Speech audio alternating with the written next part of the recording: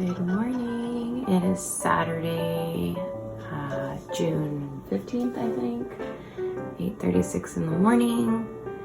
Take a look at where we're at. Just changed it over and we'll check this later today and you'll see the rubber band is in line with the top of where the starter is now.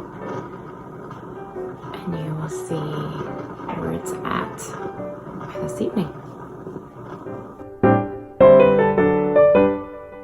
Okay, I'm back. It's only 12:34, so not even many hours at all. I don't remember what time I did the first video, but you can already see that it's almost doubled in size. Very active starter, very active. So I'm excited. We're gonna start baking again.